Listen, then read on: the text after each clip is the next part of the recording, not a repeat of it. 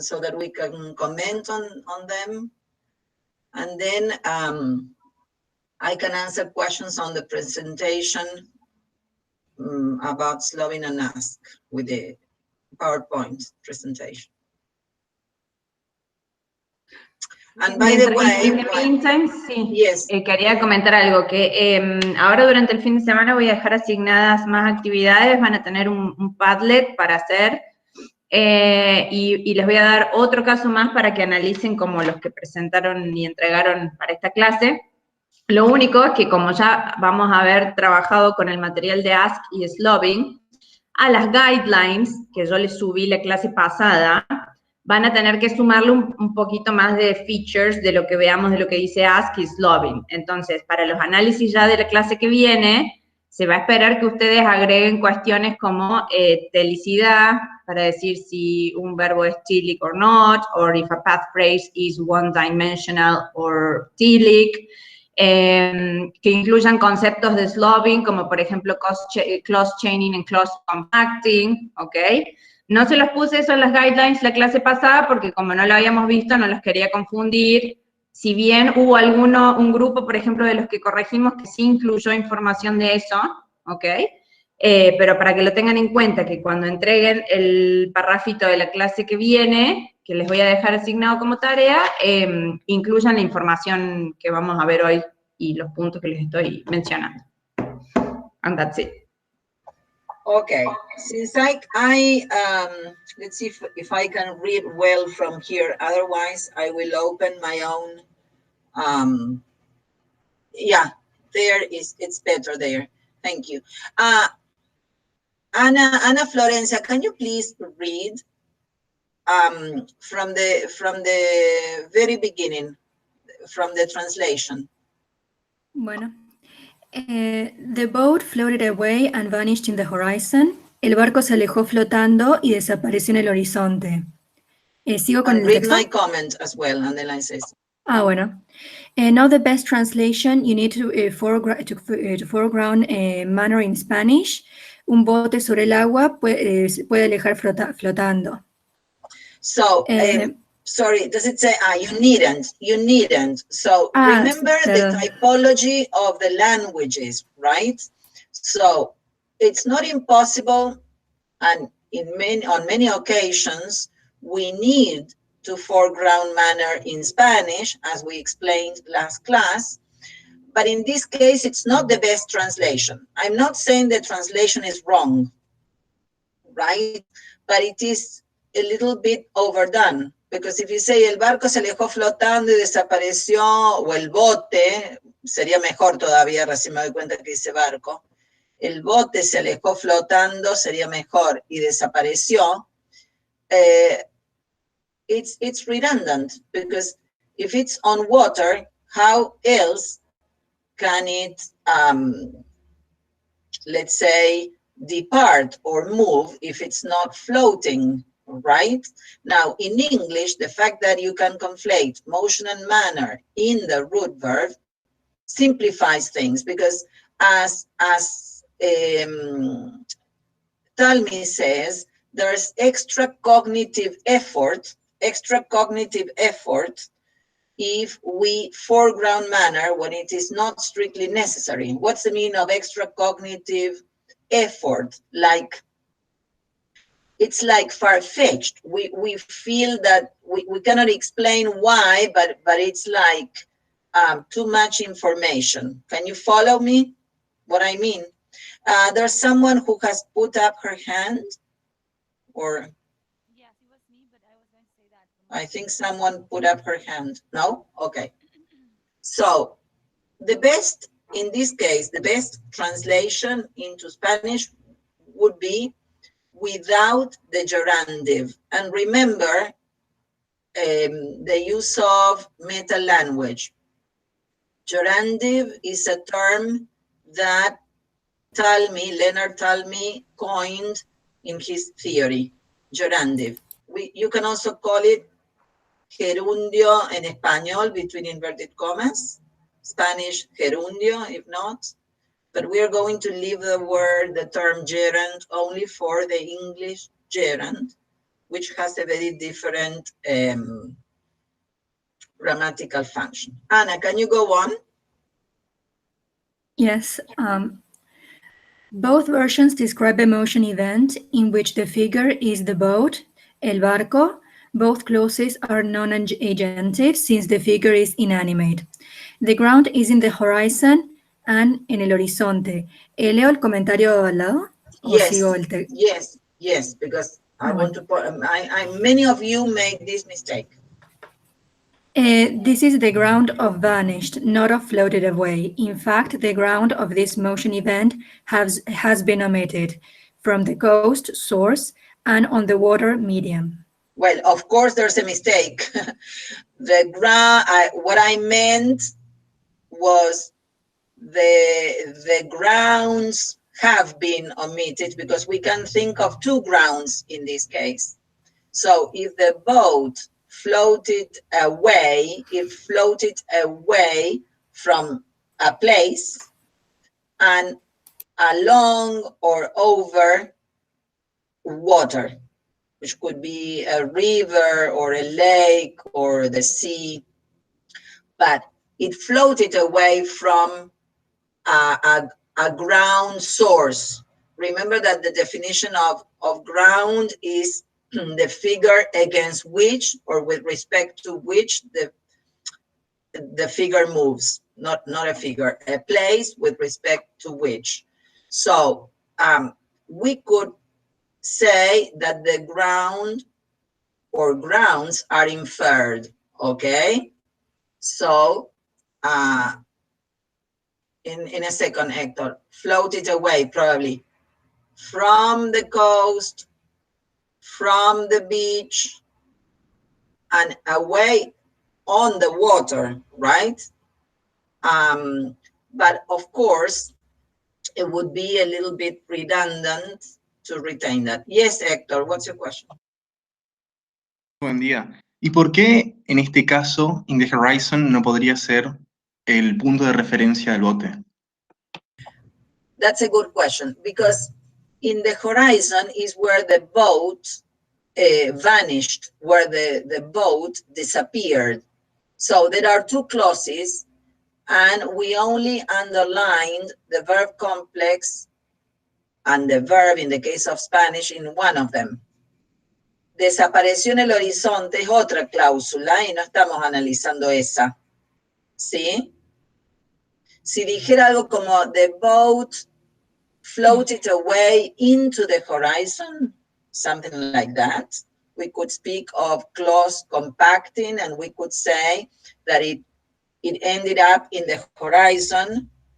And so in that case, it would be appropriate to say that the ground goal is in the horizon. But there being two clauses, two different verbs, remember that you analyzing motion events, which are clauses, and so you have to concentrate on the verb complex or the verb in the case of Spanish at stake. By the way, verb complex is a term we are going to use only when we are analyzing English because of the existence of satellites. There are no verb complexes in Spanish. Is that clear, Hector? Have I answered your question? It's clear. Okay, thank you. Juliana, yes. Yes, sorry. Can you listen to me now? Because I have raised the hand before, but I couldn't fix my microphone. That's why I couldn't answer before. Yes, that's why I had seen someone's hand, but then nobody answered. Yes, Juliana. Today is not my day with computer because my camera is not working either. So I'm glad you can hear me now. Yes. What I wanted to ask is the following, because when I entered the meeting, they were discussing about some comments, and they were saying that in some cases, some people have written that water is the ground in this case, even though it's not mentioned. Do we have to mention it, or it can, by saying that it's implicit, it's okay? No, you don't have to mention it because it could be water, it could be the lake, it could be the river, it could be different things. We cannot really assure that it's water. We are going to have a look at another analysis. There are two groups that spoke about grounds that are inferred. I mean, you can mention them if in the context it is very, very clear that it's water or any other thing. Is that clear? Now, if you say water between brackets, it would not be wrong. But if you simply say it's inferred, that's perfect. It's okay. Okay? Thank you. Great. Excellent. Our official reader, Anna? Patsy, I want to make a comment because I was explaining this to another girl in the group, and I was telling her that in this case, at least for me, it was clear that because this girl mentioned that it was water, the ground, that was implicit, but it was water. And I was explaining that in this case, for me, we can assert that it's water because of the type of figure we have that is a boat, and a boat doesn't move on ground, on soil, on air, okay? Or even if you have, for example, an airplane, in those cases that is too obvious that the medium. Yeah, I understand your point. It's water, any mass of water. Exactly. But if they said that the ground is inferred and they didn't mention water. No, that was okay either, yes. Okay. Yeah. I think it would be okay. But Laura is right. I mean, the same as she has just said, if you're speaking of a plane flying and it flew across or over us or whatever, we know it's in the air, right? So that's okay. Good, great. Okay, Anna. As regards the English version, the meaning, components of motion and manner are conflated in the verb root flowed.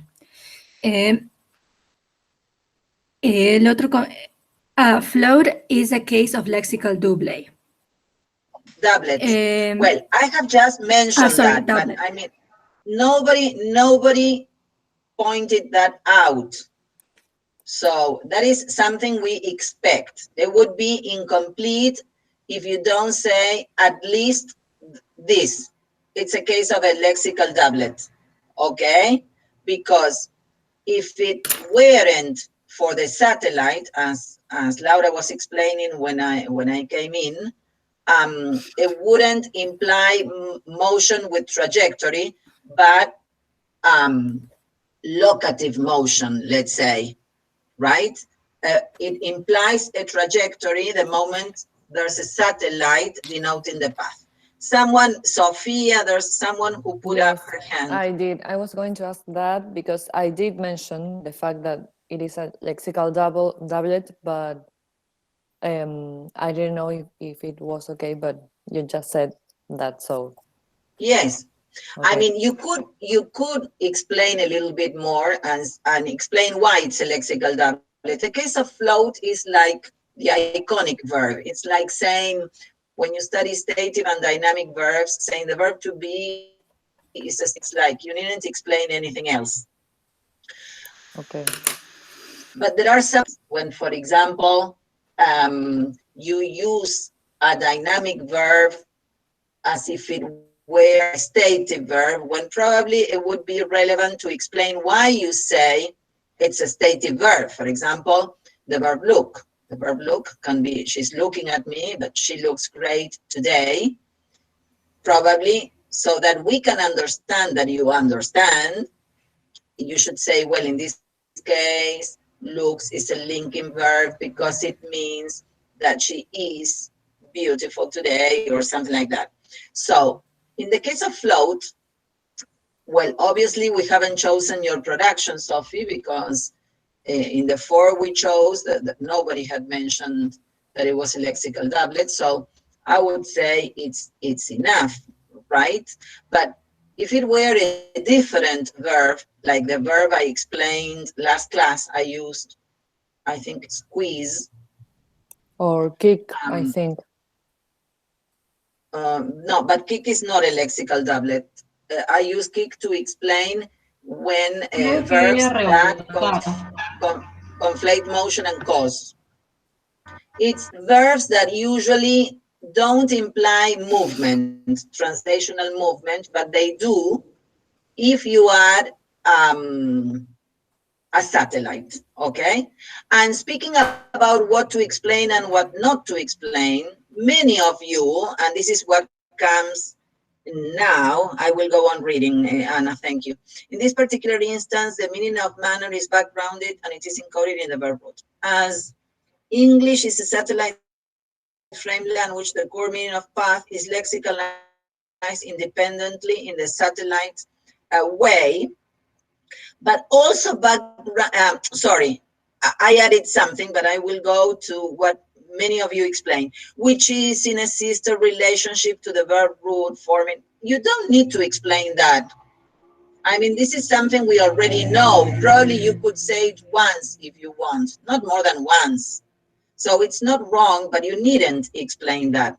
Now, I have added this, but also path is lexicalized independently in the satellite away. That's perfect. But the fact that it is lexicalized or denoted by means of this satellite does not mean that it is foregrounded. It is also backgrounded because it is within the verb complex.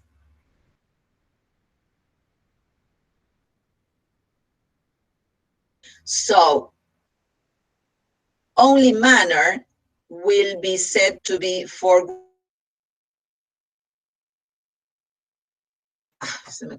Can you hear me? Can you hear me now? Se me cortó. ¿Hasta dónde me escucharon? Sí, profe. ¿Hasta dónde me escucharon? Se cortó en la última parte. So what I mean foregrounded y se cortó. Foregrounding and backgrounding is like a difficult topic. So when is a semantic entity foregrounded? And the semantic entity would be either manner, cause, path. It is foregrounded when it is denoted or expressed in a different clause element, in an adverbial in general. In English, path is denoted in the satellite, and it's true that it's independent from the root verb, but it is within the verb complex, and the verb complex functions as a unity. Because it is within the verb complex, is backgrounded. Se los digo porque eso es como tramposo, es como difícil por ahí darse cuenta. Uno tiende a pensar, no, si está en away, entonces está foregrounded. No, because it is within the verb complex, which is different from Spanish. In Spanish, we don't speak of verb complexes. There are no verb complexes. Why? Why is it that there are no verb complexes in Spanish? Because maybe there are because we do not use satellites. We have exactly, because there are no satellites. Exactly, there are no satellites. So path is expressed either in the verb, or usually in the verb, or in a preposition. And the preposition is not part of any verb complex because it doesn't exist. Is that clear? Yes? Okay, good. And then it says, no, Luciano, can you keep on reading the satellite? The part that comes now, it was, I have corrected it and made comments, but in fact, you needn't have said anything about this because as Laura was explaining, you will have to speak about one-dimensional or two-dimensional path phrases in the next exercise and forever from now on. So it's not totally wrong. Probably the students who did this have already done the subject, and that's why you have included this. But in the case of the other students, the students who are doing the subject for the first time, if you haven't said anything about one-dimensional or two-dimensional path phrases in this exercise, it's okay. Is that clear? It's okay because it was not required this time. But anyway, Luciano, can you read? Sure. This satellite is a one-dimensional path phrase since it describes the path it follows. This illustrates the English typology of the lexicalization of motion events. Regarding the Spanish version, the semantic components of motion and path are conflated in the verb of inherent directionality, alejarse, which illustrates the Spanish typology. Should I go on? Okay, the only thing I can say now is that you should concentrate on the use of meta language and say something like it describes, it denotes, it expresses, but not concentrates. Then the fact that the semantic entities are spelled in capital letters, motion, path, ground, you should use capital letters. They are semantic entities. There was another group who spoke about the concept of path. It's not a concept, it's a semantic entity, right? Good. It's okay, the verb is a verb of inherent directionality because it means alejarse is away from a referent, which could be the speaker, or depending on the context, any other referent, the coast, okay? So that was okay. It's okay that they spoke about a one-dimensional path phrase because it's along or over the water. There's not specific reference to where it was at the beginning and where it ended. Although it ended in the horizon, but we are not analyzing vanished in the horizon. We are analyzing floated away. Do you understand? If we were analyzing vanished in the horizon, probably we could speak about a two-dimensional path phrase and all that, okay? But a special kind of verb and not exactly a verb of translational motion. That's why we didn't choose that, okay? Go on, Luciano. The concept of manner is foregrounded in the Spanish gerundive or Spanish gerund flotando. This is an instance okay, of again, just a second. Se me pasó concept. ¿Qué tendría que haber dicho en vez de concept of manner? You tell me. The semantic entity. The semantic entity of manner is foregrounded in the Spanish. In the Spanish gerund, it was okay. I didn't realize. I thought it said in the gerund. In the Spanish gerund, that was okay, because then I repeated Spanish gerund. If it said in the gerund, okay, this is the correction. Gerundive or Spanish gerund flotando. Okay, go on, Luciana. This is an instance of non-correspondence regarding the lexicalization of motion events, since each language behaves according to its typology. That is to say, the meaning components of manner and path are lexicalized in different surface structures. This part is very good. Most of the other students, the other groups, had written, it's a case of non-correspondence because each language behaves according to its typology and nothing else, but you're not telling me anything. So I don't know if you're repeating something like a parrot or if you understand what you're saying. This group shows that they understand the meaning components of manner are lexicalized in different surface structures, surface elements. That's a good explanation. Is that clear? Not simply because they represent each typology, because you're not saying anything. Okay, good. Before we go to the second exercise, Sophie, can you share another one that is shorter on the boat floated away? Yes, Hector.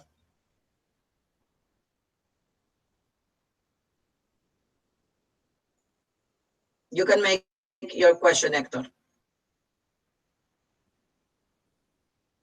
¿Habrá levantado la mano por error? No.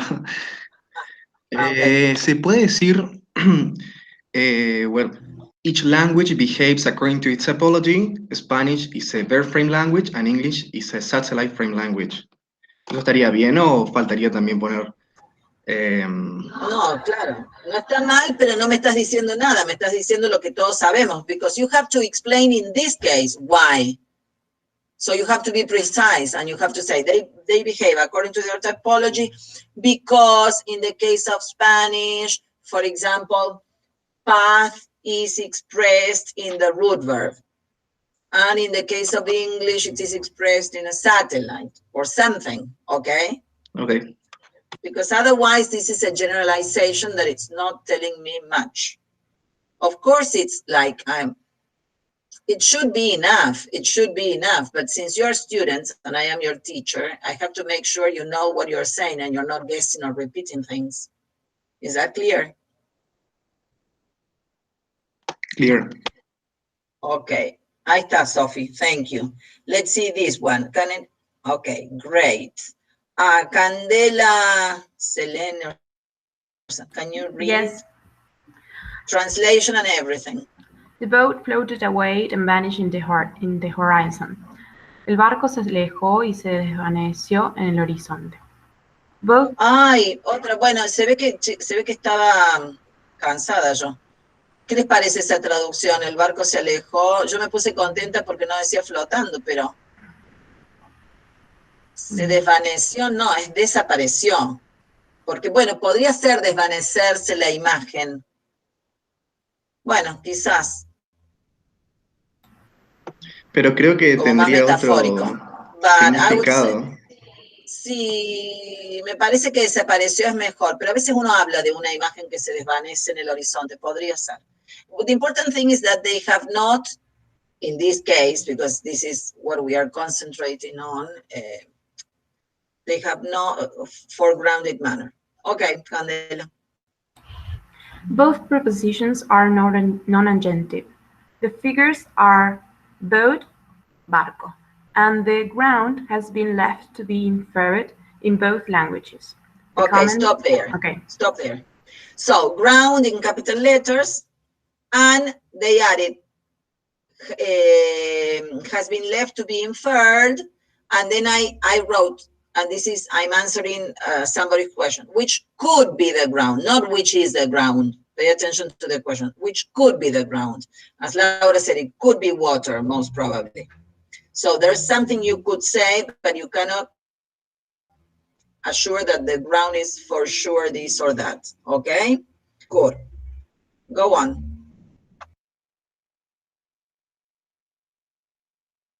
You're silenced. Sorry. You're silenced. Sorry. Is it okay to say that the figures are two, like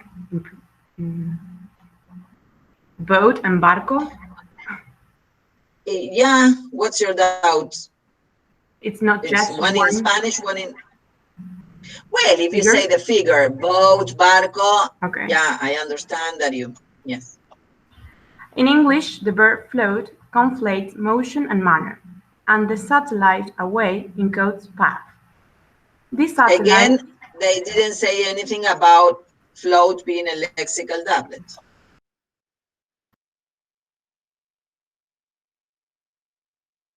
You're silenced. Sorry. This satellite is part of the verb complex and is in sister relation to the verb root float. And you need to explain this, said the comment. We can say that manner and path have been backgrounded, for they appear within the verb complex. In Spanish, the verb alejarse conflates motion and path. Okay, so I have added this, again, this issue. I have added this issue of path being backgrounded, okay? Then you can go to our class booklet where you have the article by Leonard Talmy and read about that. Then I'll tell you more or less on which page. Go on. In Spanish, the verb alejarse conflates motion and path. Manner has been omitted in Spanish. This is a case of non-correspondence since each language behaves according to its typology.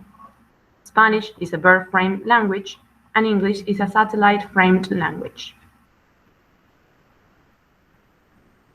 And the comment said you should be more precise.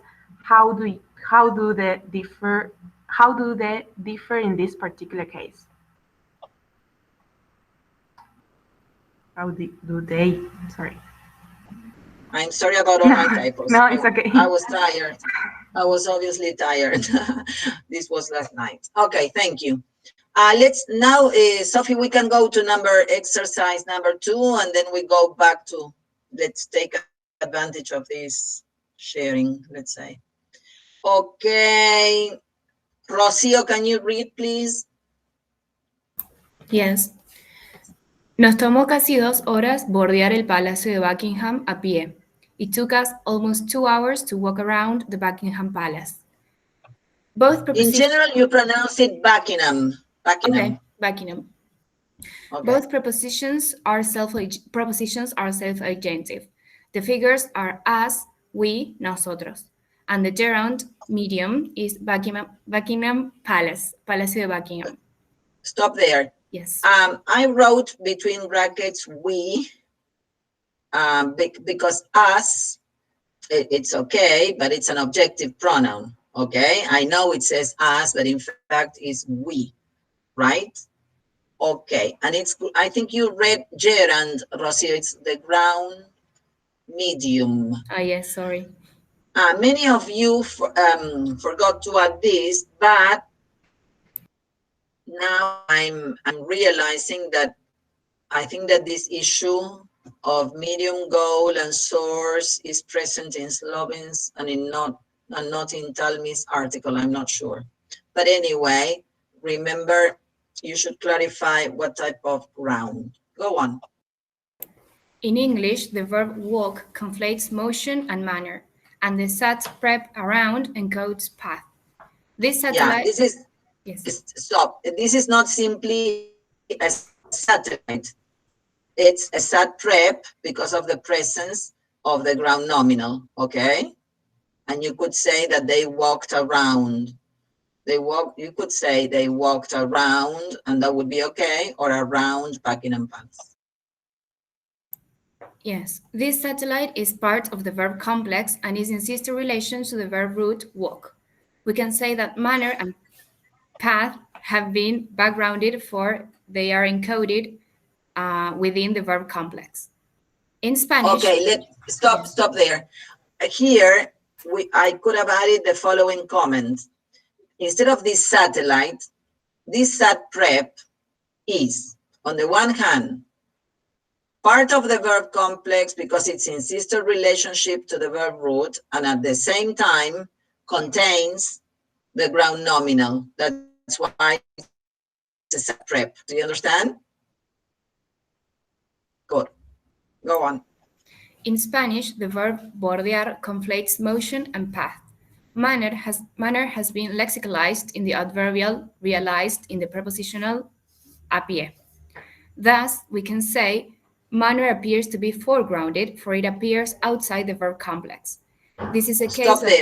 Stop there.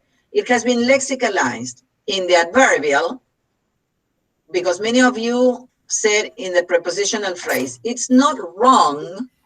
It's not wrong, but if you are in this type of analysis, you have to refer to the syntactic function. The syntactic function of a pie is adverbial of manner. That's why it is lexicalized in the adverbial. This adverbial is realized by means of a prepositional phrase. In the case of flotando, flotando is also an adverbial, but it's realized by means of a gerundive. ¿Me van siguiendo? And if it said, I don't know, bordearon el Palacio de Buckingham rápidamente, for example, it would be an adverbial realized by means of an adverb phrase. So adverbials encode manner, and then you will decide what type of phrase is realizing the adverbial. Is that clear? Yes. Okay. This is a case of non-correspondence since each language behaves according to its topology. Spanish is a verb-framed language and English a satellite-framed language. And the comment says, yes, you should be more precise. How do they differ in this particular case? Yes, exactly. This is like just saying nothing in a way. Okay. Well, I don't know if you have any questions. I wouldn't go over the other ones so that we can go to the PowerPoint presentation and explain some things. but maybe you have questions on your own productions, things you wrote, and you would like to ask about. Is there anything of the sort? Any question on the tasks? Sorry, I want to know, how do we specify in the answer that we are talking about a lexical doublet? How do we write it? Like, how do you explain why it's yes, a lexical how doublet? to explain it in a way that there is understandable. A lexical doublet is a verb that has a basic counterpart that does not imply translational motion. That is to say, it implies general self-contained motion, self-contained, like, for example, I don't want to give the example of float or squeeze because I have already given those examples. Let me think of another example. Just a second. But in my case, I know the difference, but I don't know, for example, in the case that we have to analyze, that said that the boat, I think it was floated away, yes, and vanished. You simply tell us that is an instance of a lexical doublet because it has a basic counterpart that does not imply motion, translational motion, if it's not accompanied or followed by a satellite. It's the satellite. It's the satellite. Laura said this at the beginning of the class. It's the satellite that makes the clause a motion event. Okay, that makes it to convey a direction. Okay, I wanted to know how to write. Thank you. Yes, I'm trying to think of an example. There are quite a lot, but I cannot think of one now. Well, I'll try and find more examples and share them either in the virtual classroom or next class, okay? And you could do the same. You could do your own research.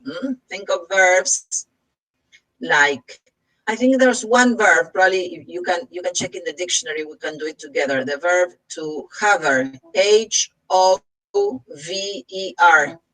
I think it's like to move, but in the same place, like helicopters, I think. If you can look up the verb in the dictionary. And then if you add a satellite to that verb, then it would imply translational motion, hovered into, I guess in the material, rolling, it's the lexical double as well. Yes, I remember when he runs away, tear, the verb tear. He tore away, remember? Can you hear me? The verb tear, you can tear paper, right? When you tear paper, tear, tore, torn, or you tear cloth, rasgar, romper. Thank you, Sophie. But if you tear away, or if you tear back, like as Hector was pointing out, thank you, Hector, in the example we gave, the excerpt from Harry Potter, said he tore back the way he had come. He tore back. And in that case, it means to come back running. And so the back makes tear a motion verb. Does it help, Maria Gracia? Yes. For example, hop. Hop is another one. Hop. I don't know. You can hop on the same place, right? Of course, there's movement, but it's self-contained movement. But if you speak of a child hopping out of the classroom, now it's a lexical doublet because it means like running out, but at the same time, the child is jumping. Hover, to stay, Sophie has found the definition. To stay in one place, you see, self-contained, to stay in one place in the air, usually by moving the wings quickly, like, no me sale el nombre en inglés de los picaflores. Well, you know, those small birds, they hover in place. A hawk, there you are, a hawk hover in the sky, waiting to swoop down on its prey. So it's flying on the same place. But if you say it hovered down, forward, good. Camille is saying, what about bounce? Yeah, that's the example I think I gave in the presentation. Again, you bounce a ball on the place. But in order to make it translational motion, so bounce the ball around the field. Ah, hummingbirds. Thank you, Sophie. Los picadores o colibríes, hummingbirds, son divinos. Okay. Do you understand what a lexical doublet is? So English, because English is a satellite frame language, is very productive in this respect. We cannot speak of lexical doublets in Spanish. They are non-existent. So English is very productive in this sense. So you bounce something around, you hover into, right? Okay, so it would be nice because you are exposed to lots of material in English. If you could try case of a lexical doublet and we analyze it together. Froze, how, Luciano? How would you use it as a lexical doublet? Oh, I was saying that you froze, that your camera froze. And now can you? No, yeah, and now okay. can you? Okay. Yeah. You know which one could be a lexical doublet? Remember the example of melt it away, melt it free. Melt doesn't imply motion, does it? Or translational motion, but it melted away. In melted away, remember in Spanish, the translation was, teníamos que hacer un lío para traducirlo. Había una moneda congelada, se derritió el hielo y la moneda se salió, ¿o no? Todo eso hay que decir para melt it away. So in that sense, good, Catherine. Water boiled out through the crack. Excellent, boil. Water boils, and of course you can see it's making bubbles, like moving, but it's self-contained motion. But boiled out, boiled in.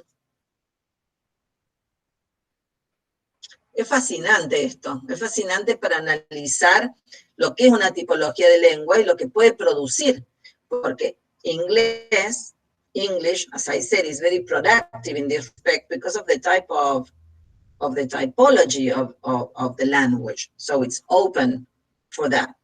Okay? Good, great. Well, if there are, Maria Gracia, have I answered your question? And everybody, yes. Not only Maria Gracia. Pero María Gracia, como ya dije, es la que me tiene cortita, María Gracia. Of course, I want to understand. Quiero entender por el tema de que, bueno. Me parece bárbaro, siempre lo digo, te lo digo en broma.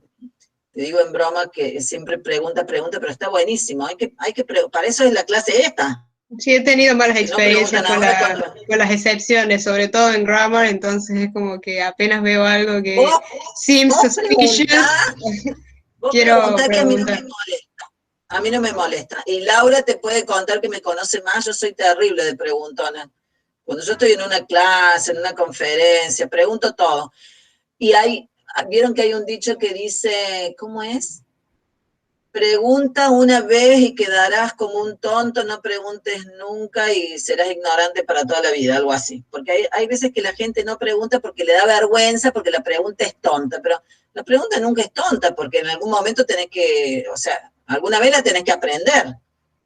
O sea, para mí no es tonto que pregunten si ustedes están cursando por primera vez. Si Laura me preguntara eso, diría, Laura, ya lo vimos 80 veces, ¿por qué me preguntan lo mismo? Pero no ustedes. Ok, Camila.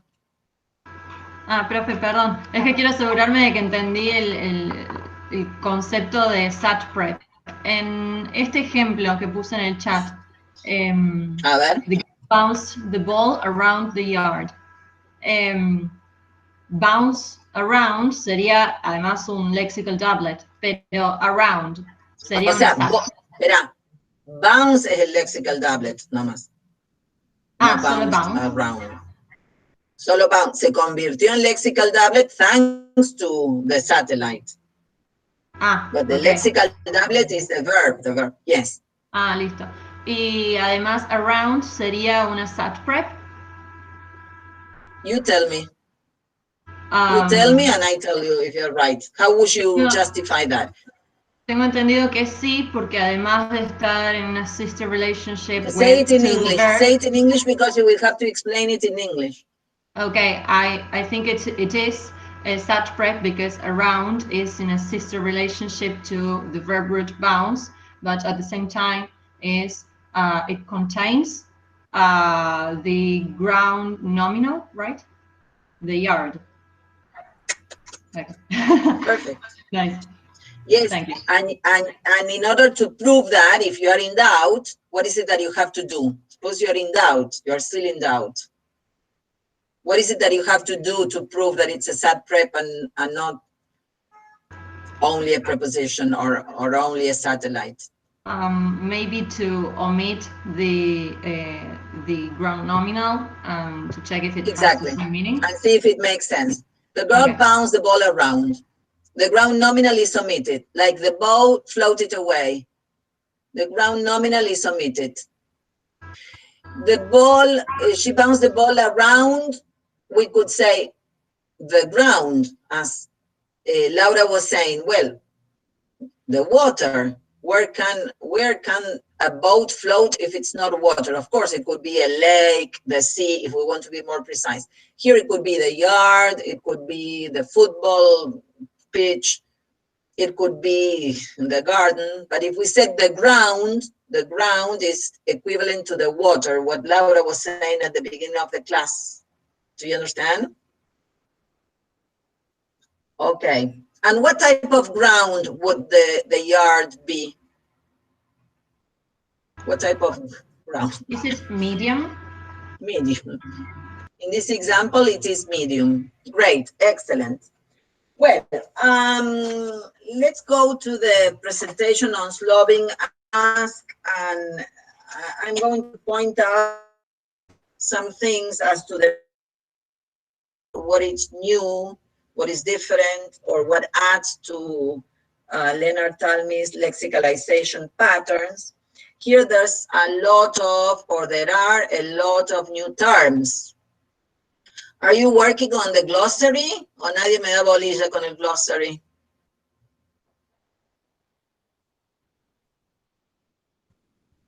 Are you building a glossary or not? I am. Yes. Yeah, I am. Remember, there are many, many terms that are synonymous, right? And some others are not. So what is interesting about this article by Sloving and then by Ask is that we are no longer analyzing motion events in isolation, but in context, which is where language is found always, in context, okay?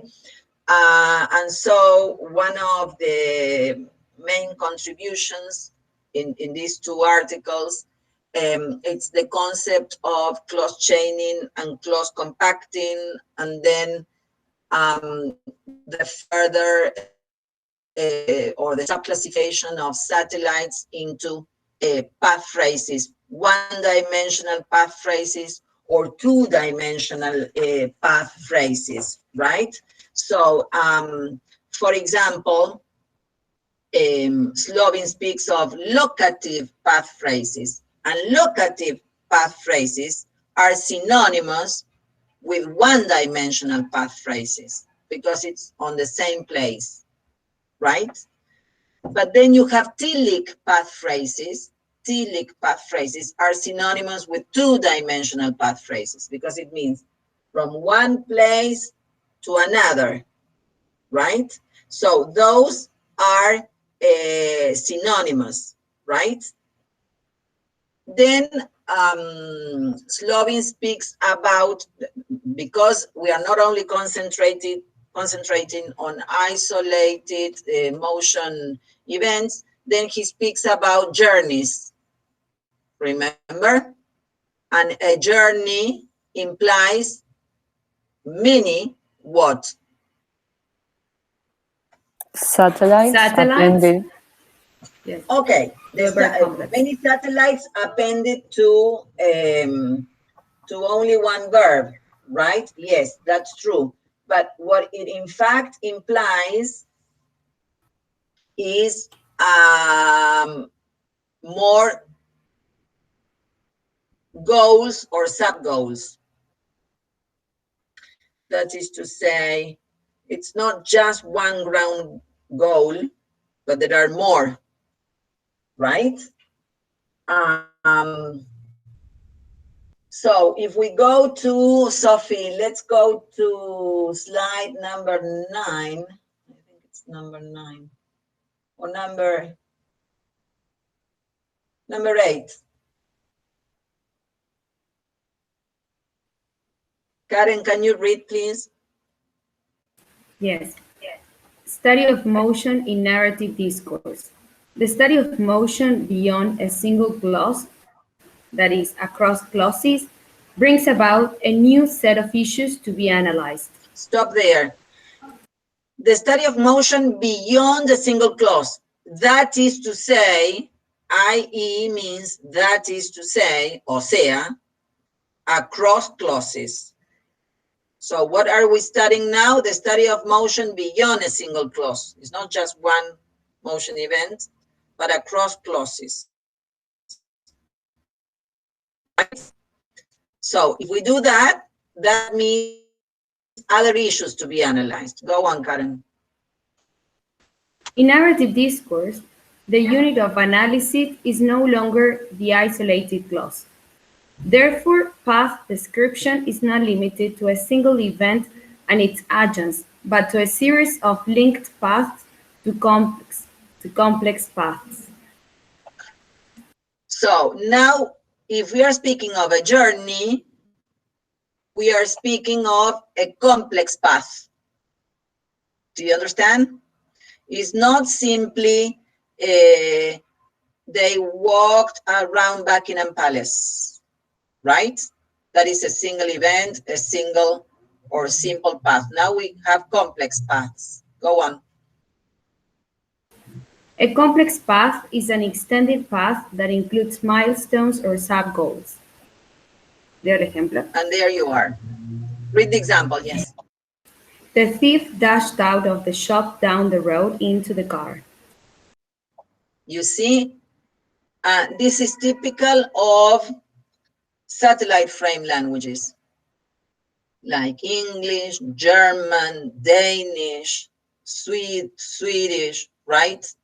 Not Spanish, not Spanish. We cannot, of course, we can express these meanings in Spanish, but not in this way, because this is an instance of what? Clause because compacting. there is only one clause. There's only one clause, but what type of clause is it?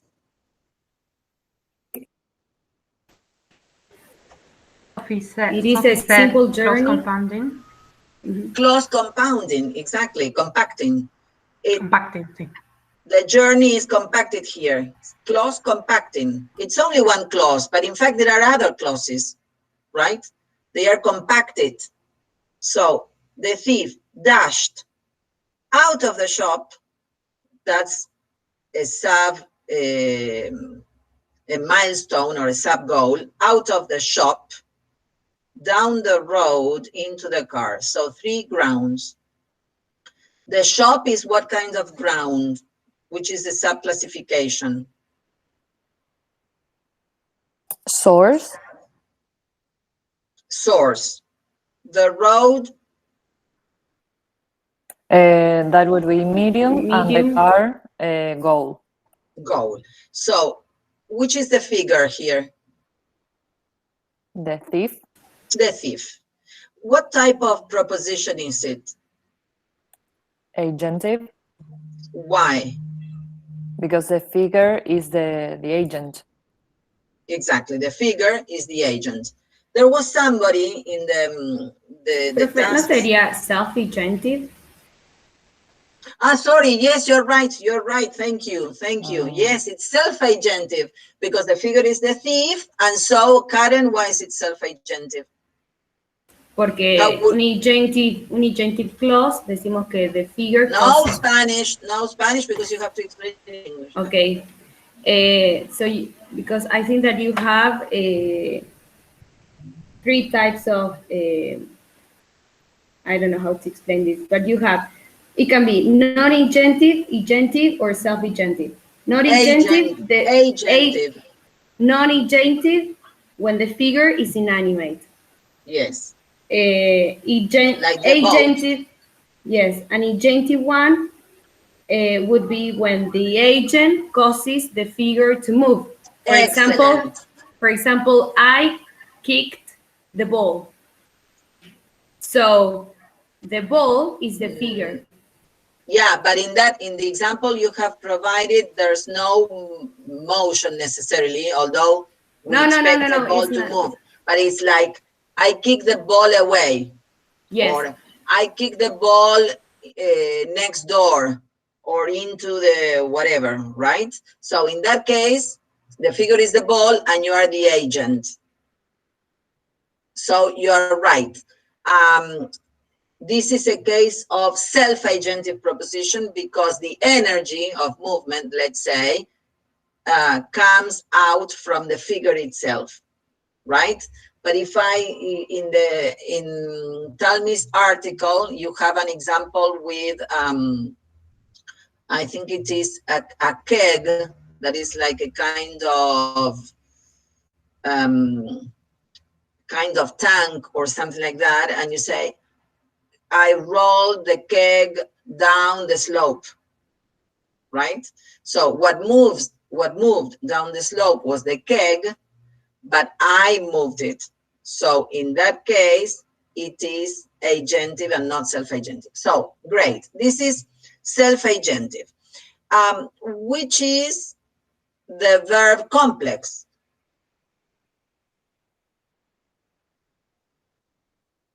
Dashed out. Only? Dashed out of. No, why not? It would be dashed out, down, into. Excellent. So it's different satellites appended to the same verb. Out, down, and into are appended to dash. That verb complex.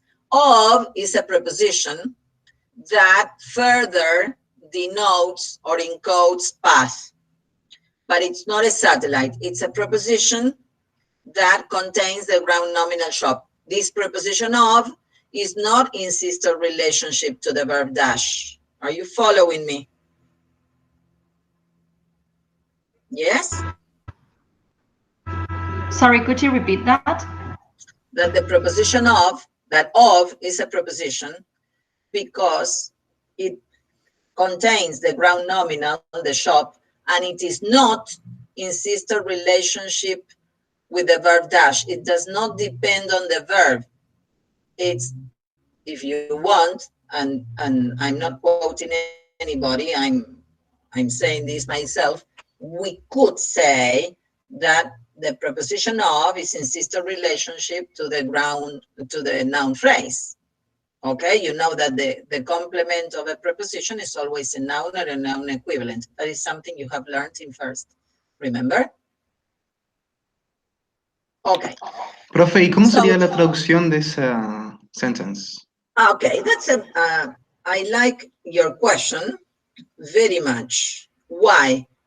Sophie, go to the very last, to the exercise they had to do for today, because there are a couple of questions there that I think, in a way, they are related to Hector's question. Hector, can you read this example and then read the questions and tell me any of the questions matches what you wanted to ask me? When the barn caught fire, the horses lost control and knocking the gate open, galloped across the plowed field up the hill into the forest. Translate the following sentence into Spanish. Make sure your rendition sounds natural and idiomatic. Think, was it easy for you to understand the English original? Was it easy for you to translate it? Why? Why not? What difficulties Spanish translators may run into when translating motion events such as the one in focus here. Excellent. So the first question, thinking about the thief, the one of the thief, I cannot remember now, the dashed down out of the house, down the road, into the, I don't know what. And this one, that the horses lost control and knocking the gate open, galloped across the plowed field, up the hill into the forest. My first question is the second one. Was it easy for you to understand the English original? Do you understand this sentence, what the horses did? Can you picture that? Or is it difficult for you to understand? It is difficult. It's difficult to understand it? Don't you realize what the horses did? Okay, yes, it is easy, but it is difficult to translate it. I'm asking you, I'm not asking you about the translation. I'm asking you if you can understand the original. Yes. Yes, we can picture what the horse did. And what about the thief dashed out of the shop down the road into the car? Can you understand that sentence, or is it difficult for you to understand that? I think it was pretty easy, at least. It's easy. I'm sure all of you understand that. Now, is it easy to translate? That's when things get hard. Exactly. And so what difficulties Spanish translators may run into when translating motion events, such as the one in focus here, and why? And I would add, after all you have read, now that you know more than a month ago about this topic. So now they are asking you, someone who has not studied this is asking you, why is it so difficult? Why is it difficult to translate if you can understand what it says? Who ventures an answer? Camila. Well, because in English we have these verbs that imply manner and motion within the verb, and in Spanish we have to do it in an independent structure or a phrase. But that is more related to, sorry, that is more related to the boat floated away and she bounced the ball around the pitch. I think that that's not so difficult to be translated. Even if you decide to foreground manner, which is not the ideal thing, it's not so problematic because you simply say, dio la vuelta a la cancha picando la pelota, bordeó el Palacio de Buckingham a pie. Es como que me parece que no es tan difícil de traducir. See? When you have a single clause. But this is something different. Could it be that in English there's only one verb and many satellites appended to that verb, but in Spanish we need to use different verbs to convey the same meaning?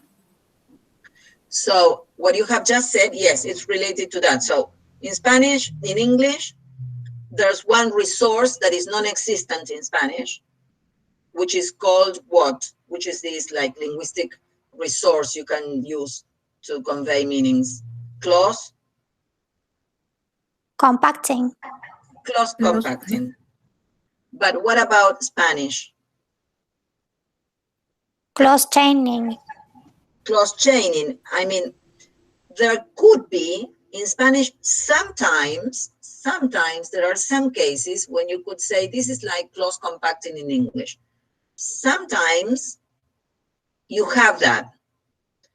For example, se arrastró por el sendero hasta el agua o hasta el río. Vamos a hablar un poquito de como una especie de close compacting, porque se arrastró por el sendero hasta el río, hay subgoals, hay un solo verbo, pero no más de dos cosas no hay. En inglés, fíjense que acá tenemos tres, igual que en el thief, dash out of the shop, down the road, into the car. So, there are two things why it is difficult.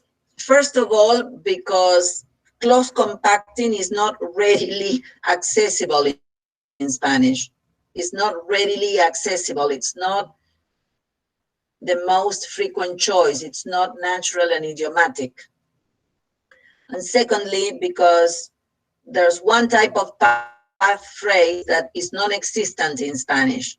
Non-existent. Which type of path phrase is non-existent? Two-dimensional, could it be? Two-dimensional path phrases. Give me a synonym of two-dimensional path phrases. When there is a telic? A synonym of the term. Telic or? Telic. Mm-hmm. Excellent. There are no telic path phrases. There are no two-dimensional path phrases. There are only one-dimensional path phrases in Spanish and in English as well. So because there are no two-dimensional path phrases, then it is difficult to translate because you see one clause, which is compacted, and you feel that you have to translate it by means of one clause in Spanish, and you cannot do it because we don't have that. And what is it that we need? Clause chaining. And what does it mean? What is clause chaining? What is a chain? Maybe instead of writing everything in one clause, we need several clauses. Exactly. That's what you need. You need several clauses. You need a verb. You need a new verb each time because we don't have satellites that can be appended to one verb denoting path, right? So, I think it was Hector. How would you translate the thief dash out of the shop down the road into the car? Let me see. El ladrón salió del lugar, salió de la tienda, bajó por la calle y se subió al auto. Sí. Perfecto. ¿Cuántos verbos usaste? 3. Usaste 3. Salió, bajó, podría haber sido corrió, no diría bajó, estás diciendo el down es como un error. Corrió por la calle, se fue por la calle, salió de la tienda y se fue por la calle hasta el auto, o se metió en el auto. Podrías decir hasta el auto, ahí hay como un poquito, porque ese hasta da esa idea de que termina en el auto, pero la verdad que es mejor decir, ¿cómo dijiste vos? ¿Y se metió al auto? Creo que sí, ¿no? ¿Cómo fue tu traducción, Héctor? Sí, se subió al auto, o entró al auto. Se subió al auto, es mejor que la mía, es mejor, porque hasta el auto es medio como up to the car. We don't know whether he ended inside the car or not, right? But you, as a native speaker of Spanish, because you don't need my class for this, you tried to sound natural and idiomatic, and you didn't know you were doing clause chaining, but you simply resorted to that. You chose 3 different verbs. Salió, fue, corrió, no sé, y se metió al auto. Okay? So, it is difficult, and this is what both authors speak about, especially Ask speaks about the fact that there are 2 types of phrases, path phrases, one-dimensional and two-dimensional, and the two-dimensional path phrases are non-existent in Spanish. Therefore, that makes it difficult for translators to translate. But if you know this theory, if you know your language, then it's no longer difficult because you don't feel guilty any longer with your sentence. Do you understand? You know this is what you have to do. You're not worried about using 3 verbs because I need clause chaining. And you're sure about your answer, and that's what you can say to whoever has given you a job, something to translate. Do you understand? I don't know if Una Laura última is pregunta. Yes. Siempre que tengamos que traducir, como dice, o sea, siempre usaríamos un verbo que es más fácil para nosotros entender, porque, por ejemplo, encontramos algún sinónimo de dash, pero por ahí no es tan normal para nosotros, entonces usamos uno más común, que es salir. Exacto, porque no... ¿Por qué? Porque nuestra lengua, por la tipología que tiene, we don't background manner. And if we want to foreground manner, it should be really necessary. Otherwise, the translation is okay, but not natural. It's tilted, it's far-fetched. So you could say, and it wouldn't be wrong to say something like, el ladrón, qué sé yo, si fuera bien informal, rajó del negocio, y ahí I'm backgrounding, salió corriendo, salió a los piques, se fue por la calle, se metió al auto, ¿sí? Maybe if in the context you want to show why is it that he was able to escape, well, okay. Right? Otherwise, you simply say, salió, right? But maybe in this case, maybe if it's a thief, okay, maybe it would be okay to say, salió los piques, corriendo, rápido. The idea that he's escaping from the police. Is that clear? Karen wants to ask something. Yes, Karen. Sí. Sigo, mil disculpas, pero realmente sigo sin entender la diferencia entre one-dimensional locative y two-dimensional locative. Entiendo el significado, pero yo creo que si me dan un ejemplo, no voy a lograr distinguirlos. Two-dimensional, pero two-dimensional locative phrases son las one-dimensional, porque están en el mismo lugar. Locative path phrase es un sinónimo de one-dimensional path phrase. Si te confunde, usa nada más que one-dimensional. Yo les doy todos los nombres porque los van a leer. Pero se pueden concentrar en 2. Pueden llamarlos. Si les confunde usar TILIC y todo, pueden usar one-dimensional, two-dimensional. Se quedan con esos 2. Lo que pasa es que tienen que saber los otros nombres porque por ahí en los multiple choice que les hacemos, le metemos una trampita y usamos otro nombre. Pero bueno, yendo one-dimensional and two-dimensional. If it's one-dimensional, it means that the figure moves only in one dimension, in one area, and it's within that area.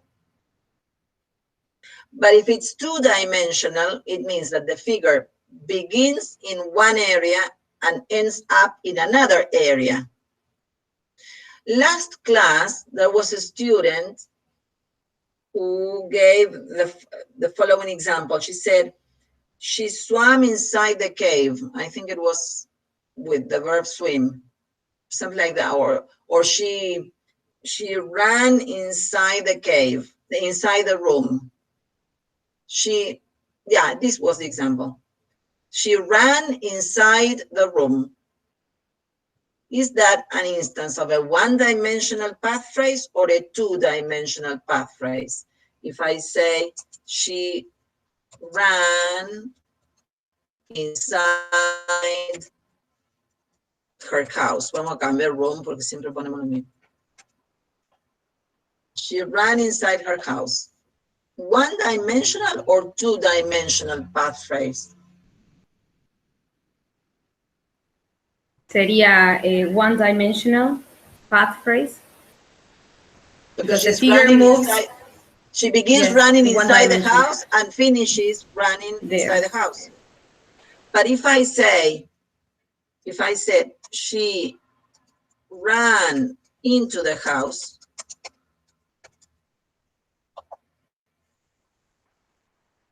That is two-dimensional because there is a crossing of a boundary, which is Exactly. implied. I mean, it doesn't say that she was outside, but it is implied. Yeah, it is inferred, if you want. You could think of she ran from the garden into the house, but it's like too obvious. So it means, as she said, there's crossing of a boundary. She was outside, and then she ended up inside. This is a two-dimensional path phrase. Is that clear? Yes, thank you so much. And what about, in the example you had for today, the horses knocked the gate open? Who can analyze that? Only that sentence. The horses, let's make the verb finite. The horses knocked the gate open. Profe, Yes, can I try? of course. Thank you. I wrote, abrieron la tranquera de una patada. Okay. Yes, that could be a translation. Okay. And how would you analyze the horses knocked the gate open? What type of proposition is it? Hacemos este y nos vamos. Porque y 10 tengo que terminar la clase.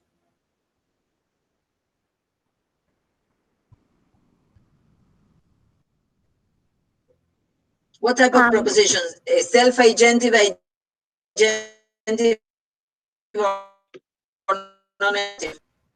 Self-agentive.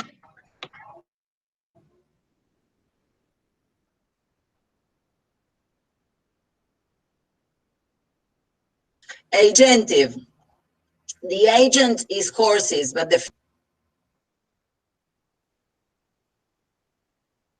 is what? Es como el ejemplo que yo quería mencionar antes. The horses is the agent. Careful.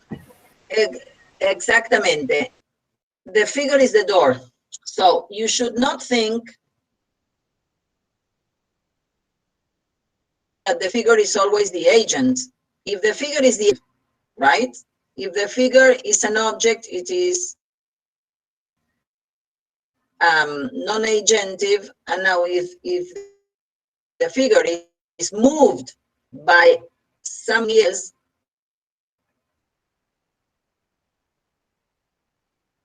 that somebody else is the agent, what causes the movement. And so this is an agentive. Los caballos, very good. And the horses cause the figure, la puerta, the gate, to change state. Very good. Here there's not exactly end of there's not exactly movement, but this is, yeah, that's okay. This is what ask calls a resultative predicate. And the resultative predicate predicates the end state of the figure. And resultative predicates, in a way, if you want, are tilic.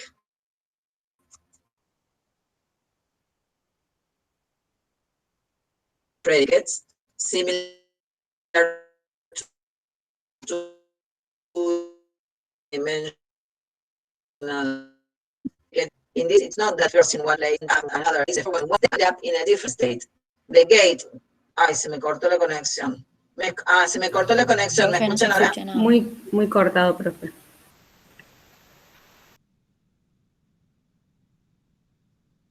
¿Me escuchan, chicos? Ahora sí. ¿Me escuchan o no? Bueno, the figure, the gate, when you say that they knock the gate open, we can speak of a resultative predicate because it predicates the end result of the state, not the end place or position. So the figure was closed, in this case the gate, was closed, and now it's open. That's why you can consider it a telic path phrase that predicates not end location of the figure, but end state of the figure, end state. So the gate is the figure, and what is open?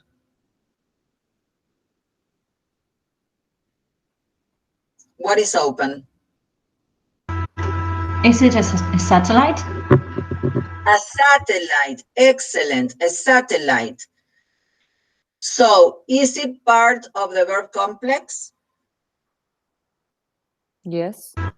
Yes. Does it predicate in location of the figure? I think it predicates aspect, maybe. End state. Yes, okay. it does. Not aspect, not aspect, the state. It was closed, now it's open. Yes. Okay. Aspect is when it has to do with something that is complete, in progress, or not complete or in progress. Move on until the next stop. It means keep on moving. On there is not predicating on trajectory, but on motion, progression, walk on, continue walking. That would be aspect. Okay. Is that clear? In this case, it's state. That's why this is a case of resultative predicate. Is that clear? Yes, thank you. Okay, great. What type of path phrase is into?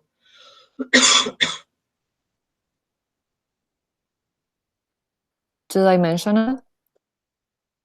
A two-dimensional path phrase. Give me a synonym of a two-dimensional path phrase. Telic? Telic, excellent. What about up? Up the hill. One-dimensional. What type of path phrase? One-dimensional. The hill is what type of ground? Medium? Medium. Medium. Up the hill. That's why it's one-dimensional. Right? Is that clear? Yes? Profe. Now, yes. I got confused because if we say up the hill, doesn't that mean that they were down the hill and they went up? Yes, but in up the hill, you are describing the trajectory that it was, what it did with respect to the hill was to go up the whole time. So as it is presented here is one-dimensional. Now, across the plowed field, this is an instance of what? You tell me. Es el campo arado. They galloped across the plowed field. What type of path phrase is across? Two-dimensional? Two-dimensional because it started at the entrance of the plowed hill, let's say, the plowed field, and they galloped until the end of the plowed field, across, all across, de una punta a la otra, right? But up the hill, it's not so precise. And then when you say into the forest is simply saying that they ended up there, so it's two-dimensional. Okay? So the only one-dimensional path phrase example is up.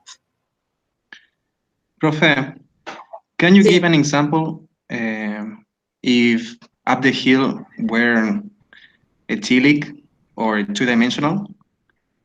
No, con up the hill no le puedo hacer telic or two-dimensional. Quizás si yo dijera, si la combinara con una preposición y dijera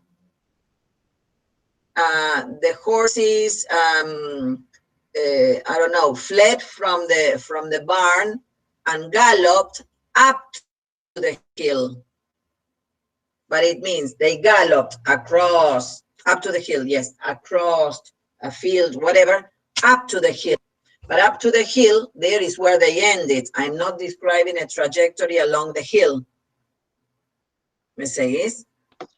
Pero si yo digo up the hill is all this movement. This is the hill, and the movement is along all the slope. No me estoy concentrando en dónde termina la figura, sino en lo que hace con respecto al grupo. ¿Y qué hace? Lo recorre viéndolo. Pero si yo dijera up to the hill, no estoy describiendo el recorrido. If we say ended up in the hill, could be two-dimensional? I couldn't hear. Ended up in the hill, something like that. Up to the hill. If it said, they galloped. Fíjate que el significado es distinto. Up to the hill. The meaning and what you can picture is different from they galloped up the hill. Do you agree? They galloped up the hill.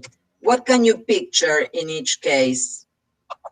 In your brain, what can you picture? If you say they galloped up to the hill, you imagine the horses galloping and stopping when they reach the hill, but not necessarily going up the hill.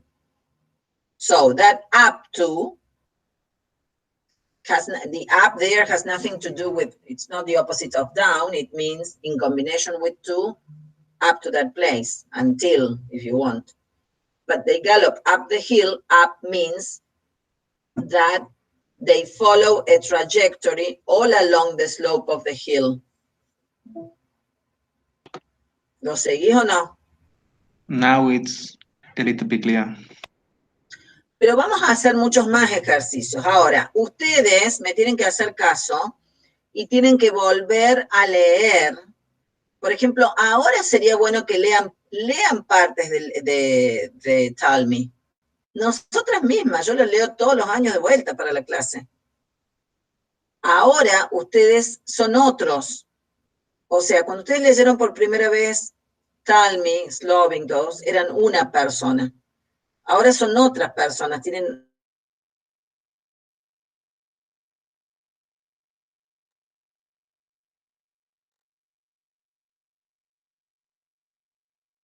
necesitan leerlo una vez más, o aunque sea antes. ¿Me van siguiendo? No es suficiente solo con mis explicaciones. You have to, let's say, be immersed or exposed the theory in its original version. Okay?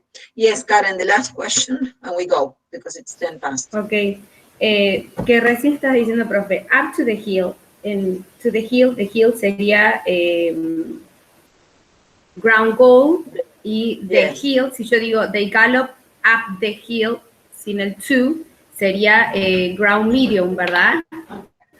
Yes, ground medium. And what is up? What type of?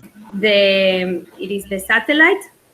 No, it's a satellite, not a sat prep. They gallop. Okay, this would be a satellite.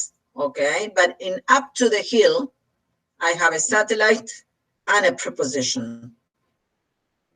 Okay. That's why I need to I'm sorry. I cannot say they galloped up to, but they galloped up to the hill. And the meaning is different. Veo que hay una alumnita y hay una alumnita nueva en la casa de Karen. Es mi sobrina, profe. Hola. ¿Qué pensará? Decí hola, Cata. No quiero. Okay, good. Well, is that clear or clearer at least? Yes. And I have one more last question as regards the analysis that I did in the Spanish version. I don't know if that is an instance of clause chaining. Which one? Knocking the gate open, gallop across the plowed field, up the hill into the forest? Claro, el segundo, de Yes. gallop. It is a case of Porque tiene solo un verbo, porque yo lo traduje como inglés. El de español. Galopearon por los campos labrados, colina arriba hasta el bosque. No lo vi. Galoparon, Okay. no galopearon. Galoparon, perdón. Galoparon, ¿lo escribiste? No lo vi. No, a ver, no, decímelo. Galoparon. Galoparon por los campos labrados, colina arriba hasta el bosque. ¿Te gusta tu traducción? Hay una parte que está fea. No tanto. Pero ¿Cuál bueno. no te gusta? ¿Cuál no te suena natural? Los campos labrados, colina arriba, eso es como medio raro. Colina arriba, ese colina arriba está horrible. Galoparon por los campos labrados o lo que sea, cultivados por los campos, por la colina, después decís por la colina, hasta, y se metieron, no hasta, y se metieron al bosque, o sea, adentraron, porque no es up to, Profe, entonces, galoparon por el campo, galoparon por el campo, por la colina, ahí podría haber un poquito de close compacting, si querés, porque siguen galopando, pero después necesito otro verbo nuevo. Y se metieron o se adentraron, se perdieron en el bosque. Yes, who was asking something? Con el tema del up, ¿puedo decir subieron por la colina o es redundante decir subir? Pero ¿cómo viene la oración antes? ¿Cómo viene antes? O sea, en vez de hacer close compacting, hacer el chaining, galoparon por el campo y subieron por la colina. Bueno, subieron por la colina y se metieron. Subieron por la colina y se perdieron en el bosque. Está perfecto porque le sacaste la manera. Ok. Profe, una duda, pero no se dice también ir colina arriba como ir colina abajo, porque para mí sí, o sea, sí queda bien. Gracias, si vos lo querés decir, lo podés decir, no es agramatical. Ustedes ya conocen el concepto de agramatical or ungrammatical. But in the instructions it says, make sure that your rendition sounds natural and idiomatic. I personally think very natural or idiomatic. Me parece que es un calco. Yo creo que también depende del tipo de español, porque a mí me suena, no de nosotros, pero del español neutro, que le vendrían a decir, porque sí he escuchado y he leído que dicen fuimos colina arriba, pero pasa que a nosotros nos suena medio extraño porque... Sí, o puede ser una traducción que no está buena, y uno termina acostumbrándose. No, pero lo escuché en varios lugares, por eso es la pregunta. Sí, suena medio extraño, o sea, pero quería preguntar porque lo había leído. Yo también he visto cosas como viven colina arriba. He escuchado eso, por ejemplo, también, ¿sí? O sea, yo no te puedo decir, no creo que yo sea una autoridad suficiente para decirte, no, está mal y yo te voy a bochar por eso. Pero sinceramente, me parece que no es de las opciones más naturales e idiomáticas. Me parece que está pegado al inglés. Y creo que antes de que empezaran con estas teorías, que son del año 90 más o menos, quizás muchos traductores sin darse cuenta se pegaban y empiezan a entrar en la lengua, ¿sí? Pero sí, puede haber un caso donde justo con colina arriba quede bien porque es como que coloca, ¿sí? Pero, no sé. No, sí era para tener la idea, porque sí lo había escuchado, pero en varios lugares, no lo había leído y escuchado en varios lugares. Yo, y bueno, entonces, doblemente interesante que lo hayas escuchado y que ahora te lo plantees, y que me lo plantees a mí y que me lo hagas pensar a mí y a todos. Ese es el objetivo de la clase y de haber incluido esta tema. Entonces, Leonard Talmy habla de una tipología, cuando uno habla de una tipología de lengua, según la temática que sea, en esta, la expresión del movimiento de traslación, siempre hay que analizar los casos más naturales, idiomáticos y no rebuscados, que representan a la tipología. todas las tipologías tienen su excepción, ¿no? Typologies, y puede haber casos donde veíamos como una especie de close compacting en español, o podríamos, esto que está planteando María Gracia, que ella lo escuchó más de una vez, o sea, sería interesante si vos pudieras, y ahora con la tecnología es más fácil, buscar en un concordance o algo distintos ejemplos y que los viéramos, y que discutiéramos si son naturales o no, sin tener la respuesta, digamos, no hay una respuesta única, eso es lo que yo quiero decir, no hay una respuesta única, o sí orientativa, y a mí me parece que eso es lo bueno de este tipo de análisis, ir a la esencia de cada lengua y ver qué suena más natural y no me hace ruido, que a veces es difícil de explicar, y más en la lengua madre, es muy difícil. Vos decís, me hace ruido, no me suena bien, y no podés explicar por qué. Como ustedes van a ser profesionales de la lengua, nosotros hacemos un intento humilde de mostrarles de estudiar algunos casos más contrastivos, más que interfieren más en la traducción para hacerlos a ustedes conscientes de este tipo de cosas y que piensen. Entonces, lo que vos me estás diciendo, está bárbaro, porque vos ahora, bueno, me lo podés discutir, o vos misma lo podés pensar. ¿Estamos? En base a este tipo de teorías. Well, okay. So, please, there will be, next week, there will be a Padlet for you to work on. We encourage you to discuss there, okay? Because many, many interesting things can come up. Don't expect us to be giving you answers all the time, because you are ready to give answers yourselves now. You are better prepared, and try and go back and read parts of the articles we have given you, at least parts, not just listening to me saying something. Laura, you want to say something?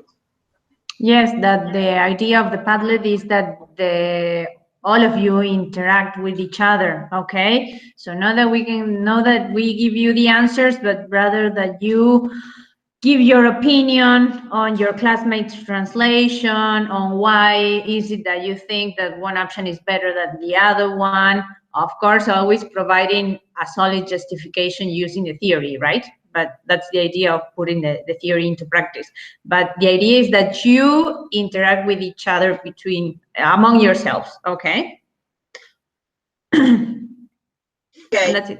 Well, I think that's it. See you next week. See you next week. Thank you, Sophie. Thank Thank you you so much.